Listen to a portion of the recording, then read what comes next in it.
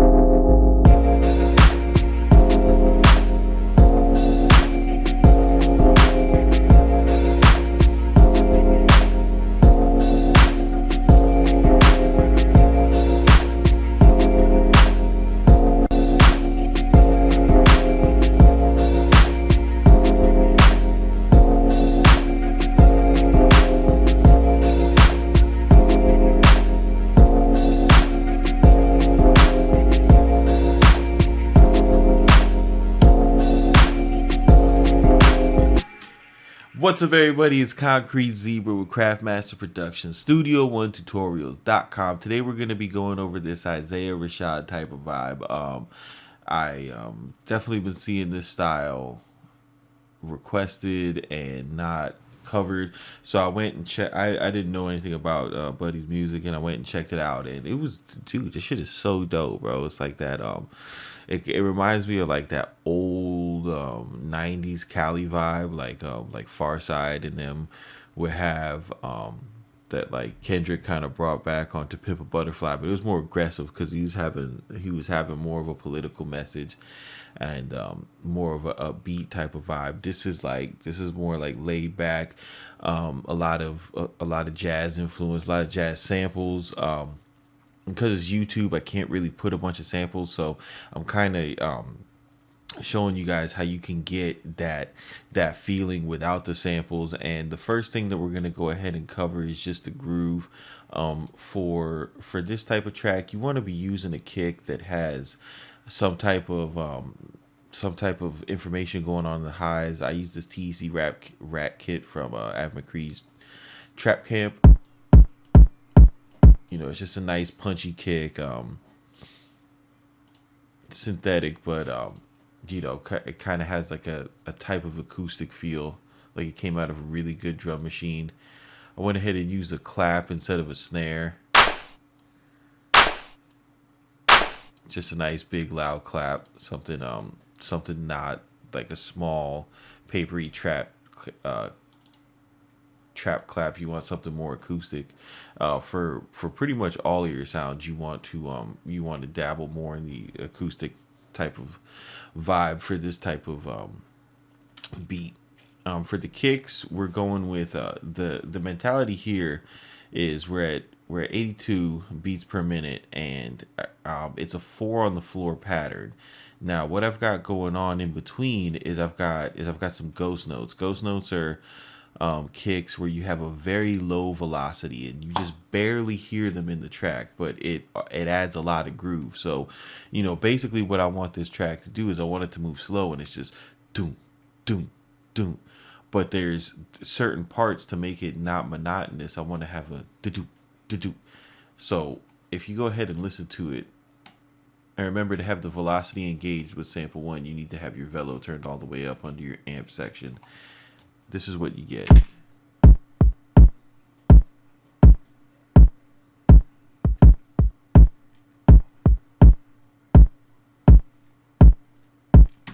So the basis that's coming through in the focus is still the 4 on the floor rhythm, and then the other notes add is little accent notes, and that's a really effective way to create a groove.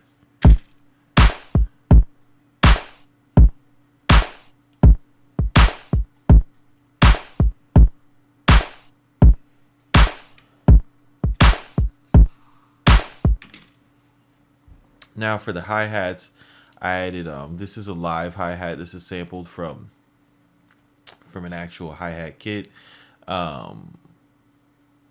This is the Superstar OPAC, but this was an actual line that was played. And sometimes the best thing to do to find the livest sounding hi-hats is to just go ahead and sample something where someone's actually playing it. That's going to be your best bet.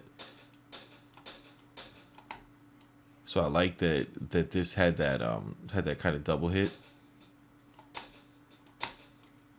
So when I went ahead and programmed it, you get something that sounds like this.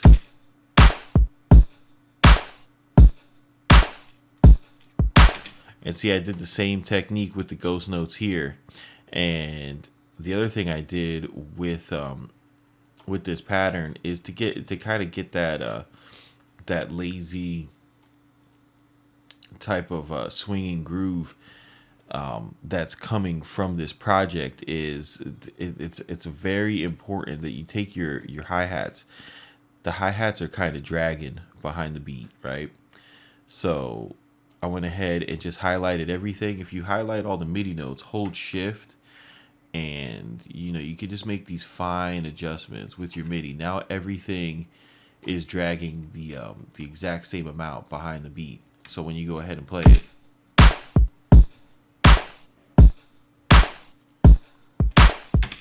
and what we're doing here is we're creating our own swing. The Another important piece of information is the snares in these type of tracks are usually pulled ahead of the beat. So you want to, when you're making your snare pattern, you want to highlight all of them and kind of pull it a little bit ahead of the beat. Use your ear to find something comfortable, but that's what's giving it that that custom swing. It doesn't sound super quantized.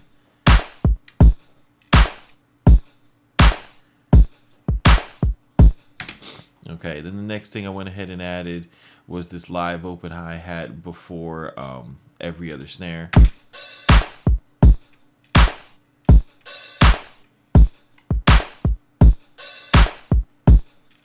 And the thing that I was paying attention to, because I have a lot of open hi-hats, the thing I was paying attention to, but I was finding this particular sample, was that the sample was pretty much closing by the time the kick, or I'm sorry, by the time the snare hit, and that's what really makes this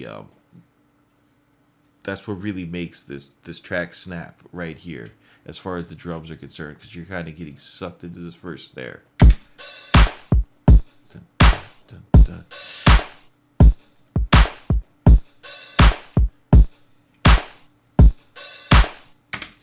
And that's all properties of moving the neck, people. So now whenever I approach these stylistic tracks, I always add something in it that's not in the originals, or that's not in what they're doing, something that's particularly my taste, to as an example, to show you guys how you should be attacking these type of things, because you don't want to go out and get a tutorial that shows you exactly how to make, like, say, Stuck in the Mud, and then you learn how to make the track Stuck in the Mud note for note, and then all you know how to do is make Stuck in the Mud. Like, you want to be able to improvise on top of the fundamentals inside those tracks, so that you can make your own blankety blank type beats and sell them on your site. That's what you're going for. So I like dodgy snares, so I went ahead and added a trap snare from the Trap Camp ENT kit,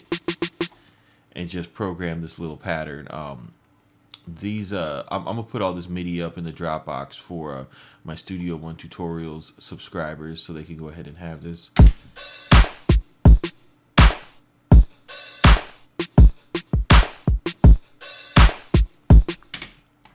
Again, you see I'm using the ghost notes in tracks like this, and this is something that I'm glad to see is being used a lot more now. This was a really important aspect of production, 10 years ago, where everything wasn't so quantized, and everybody was trying to create a live type of feel in their music. So you got to think about it as in terms of someone who's playing. You don't hit the drum the same exact velocity every time you raise your hand up and put it down. Only a robot or a computer does that. So in order to, if you're having a situation where you want to add more swing and more human characteristics into your drums, you definitely want to play with your velocities a lot and do drastic changes. Drastic changes are good. And again, this is another situation where I took some of the notes and just zoomed in and put them behind the beat a little bit. Had these dodgy snares dragging with the hi-hats. Again, all these little things that you do is going to add to the overall picture, and the more of these little adjustments that you make, it's gonna show in the detail of your overall picture. The second thing we did, or for the instruments, kind of the backbone of this track, was this electric piano.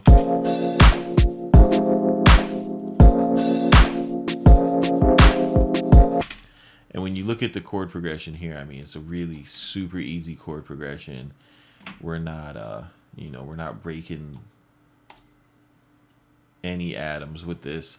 I'm gonna go ahead and put the chords in the Dropbox for the Studio One Tutorials premium members.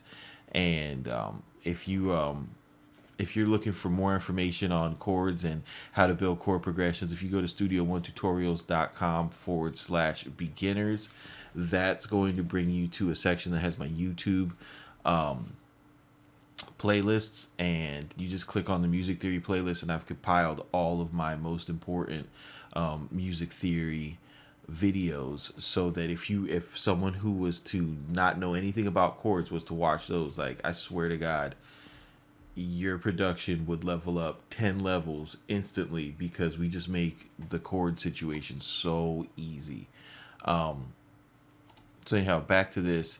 This was a sound in what I did was, to get the vibe of this track, was I took like a synth. This is not electric piano. This is a synth piano, right? So I took this and just ran it through Guitar Rig.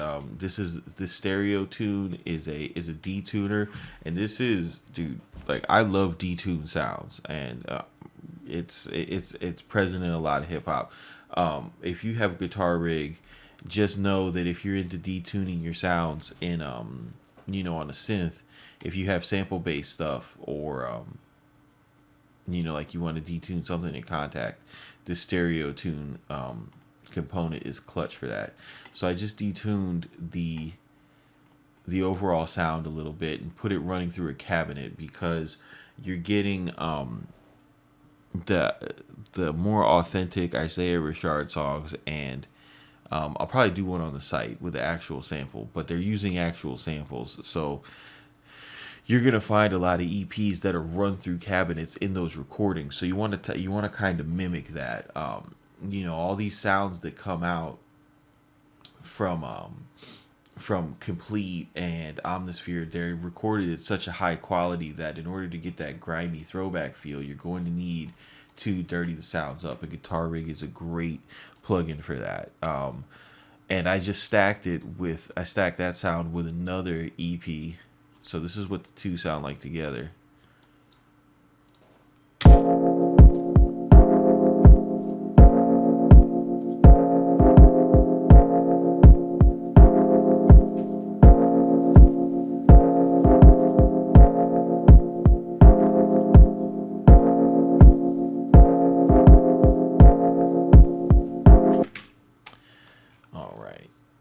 So again, those easy chords, if you want to find out more about that, studio1tutorials.com/beginners.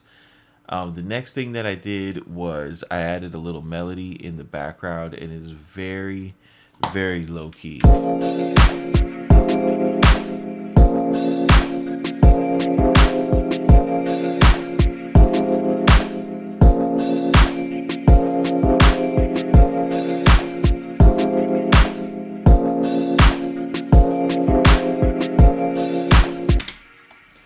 What's going on here is this is an ARP inside Nexus.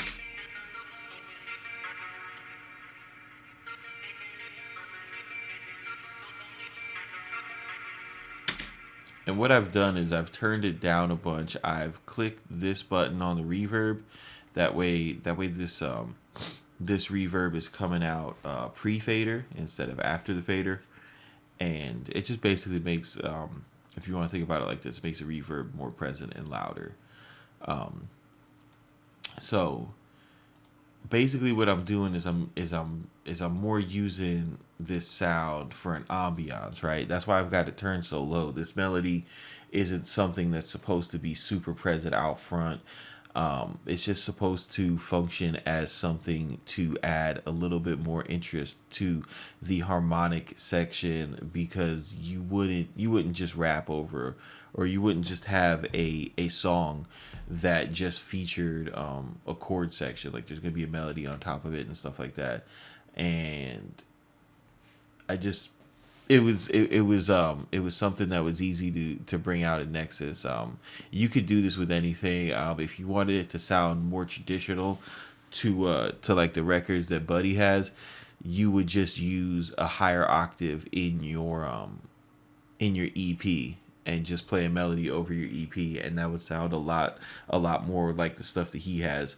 But for my taste, I like to bend and put synth elements with traditional instruments, and that's how I like to get my sound across. So again, this is another situation where you could pick, how you want to take care of the melody would be a opportunity for you to insert your own personal taste and style into this type of record.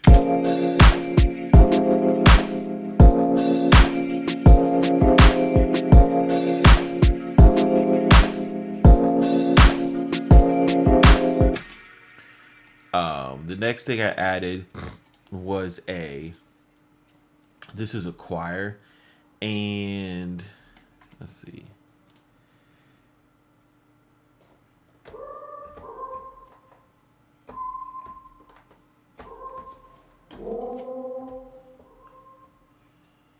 Originally, it sounds like this.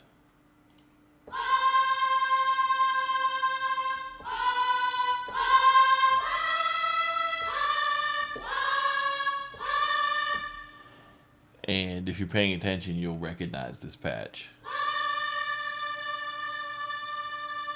Maybe if you have the new Kanye.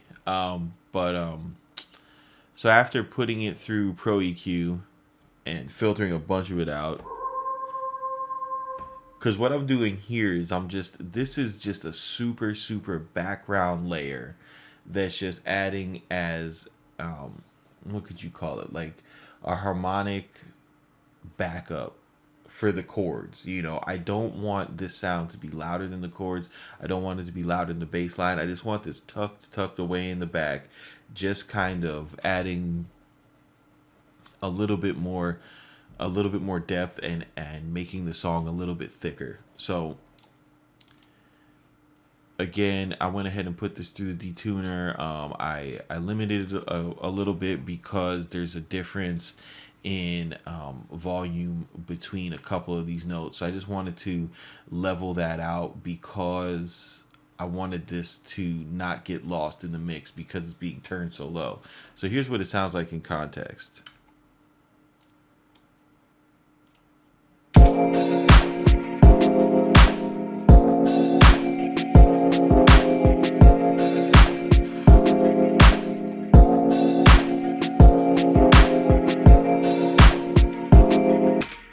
See, you could barely hear it, and that is definitely one of the finer arts in mixing, is finding and production and arrangement as well. Is just finding certain sounds that you can use to kind of harmonize with your chords and your melodies and what you got going on, and being able to push them far enough back so that they're not overly pronounced, but they're still felt within the context of the mix. And that's the feeling that I'm going for here. Now we'll move on into the bass. The bass line is a really easy one.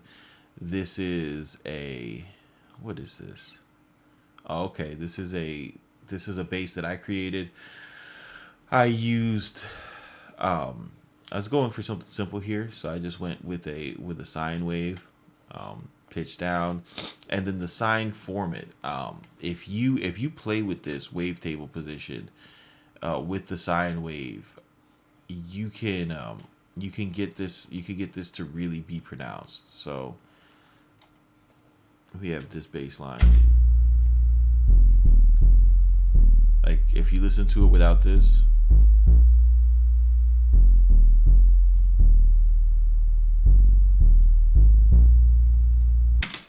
this oscillator here just adds an extra depth to it. I went ahead and ran it through the Bronner tube to just to get some high end on it, and then I've got it running through the Slate digital mix rack. This is an awesome plug-in suite for $25 a month. Like, I can't believe I slept on this for so long. These little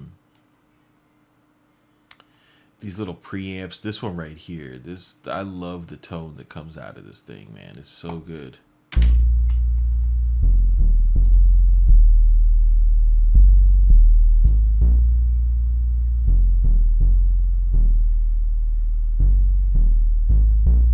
Just that extra little dirty crunch it gives it is everything, man. Again, subtle decisions, working up to the big picture. So this is the Bassline. Again, I'm going to have the MIDI included for my Studio One tutorial members. Just go to the Dropbox. It'll be there in a minute. And when we stack that with a synth bass,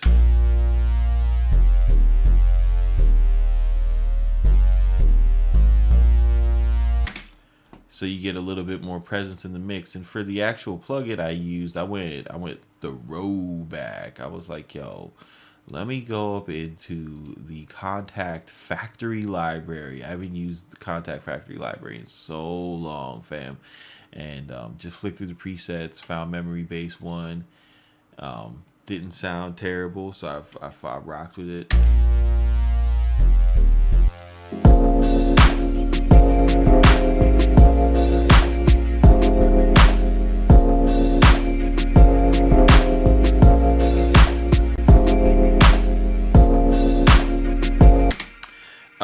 Also, me personally, I love, just fucking with vocal samples. So I went ahead and got this vocal sample. I found it on Splice and just put it into the track.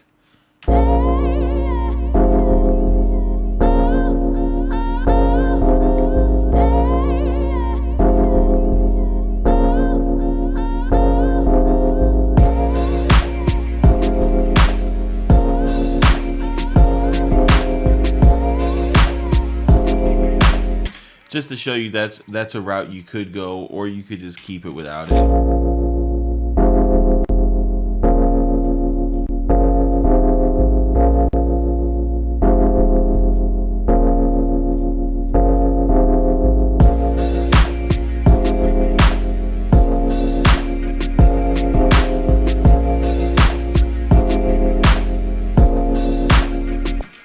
But yeah, basically, the things you want to keep in mind for this type of vibe is you want to use acoustic drum samples. You want to create your own swing by dragging the hi-hats and rushing the snares. You also want to drag the kicks that aren't on, like the 4 on the floor beats. You want to stack your EPs so that you can get a very thick sound. Find a lead or a vocal to run in the background to kind of support those, and turn it down as far as you can without completely making it disappear. And kind of master that technique as having a harmonic backbone. Use a simple sub bass, rely on distortion to bring it out. Stack it with a with an old school cheesy synth bass, and just use decent creativity and music theory to get your chords and everything, and you're gonna wind up getting really close to the type of vibe that they had going on that album. And definitely something that is again, this kid's growing in popularity, and he's gonna influence a lot of people, and them type beats sell, fam. So definitely something that's not that hard to master. As far as arrangement, if I was arranging this track, I mean, dude, here's my hook right here. That's 8 bars, and then for my chorus, or for my verse, I would get rid of my hi-hats for maybe the first 8 bars. Maybe get rid of this, get rid of the melody, get rid of the synth bass.